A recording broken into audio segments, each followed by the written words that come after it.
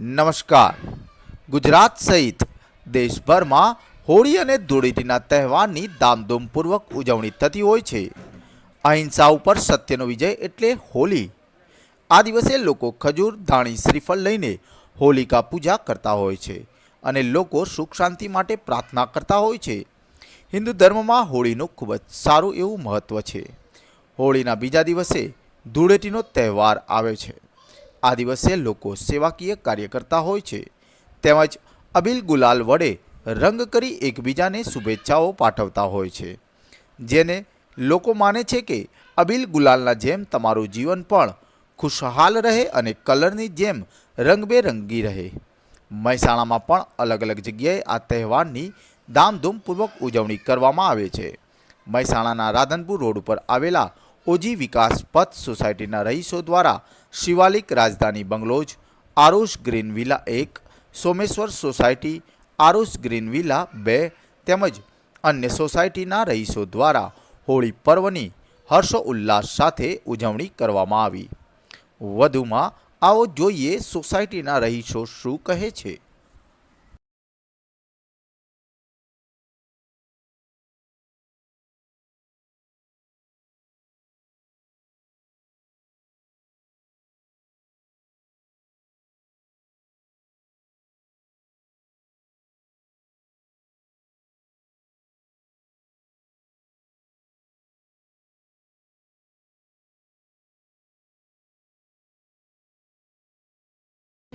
કે પટેલ, શિવાલિક રાજધાની બંગલોર, ઘર નંબર 6. જે હોળીનું મહત્વ શું છે એના વિશે શું કહેશો?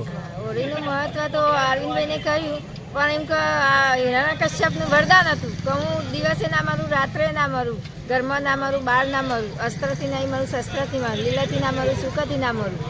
એટલે એને તો એટલો અહમ હતો કે મને કોઈ મારવા વાળું છે જ નહીં, ભગવાને નહીં. પણ ભગવાને એવું મારવાનું કર્યું કે નહીં દિવસ નહીં રાત, સંધ્યા ટાઈમે નહીં ઘરની અંદર કે નહીં બહાર ઓગણામાં, એ ઉમરોટ ઉપર, અને નહીં અસ્ત્ર શસ્ત્ર નખ, નહીં લીલા કે નહીં સૂકા, એનાથી એને ફાડી અને મારી એ ચીરી કાઢી. હા. નામ અરવિંદભાઈ પ્રજાપતિ, શિવાલિક રાજધાની બંગલોજ, રાધનપુર રોડ, મહેસાણાની અંદર હું રહું છું.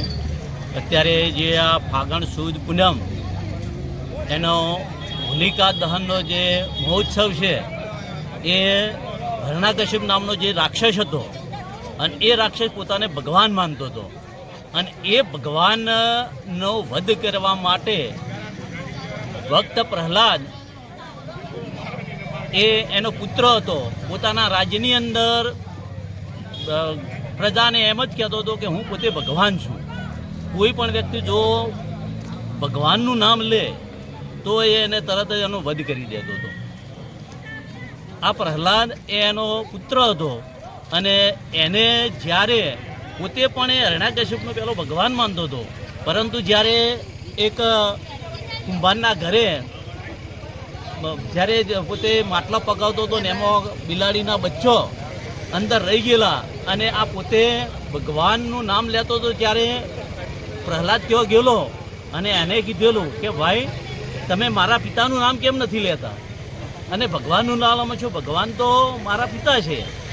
એટલે એમને કીધું કે ના, ભગવાન તો ઉપરવાળો જ છે, તો કે હું સવાર સુધી રાહ જોઉં, જો તમારા બચ્ચો, આ બિલાડીના બચ્ચો અંદર જીવિત નીકળશે તો હું પણ ભગવાનને માનવા માંડીશ, મારા પિતાને ભગવાન માનીશ નહીં.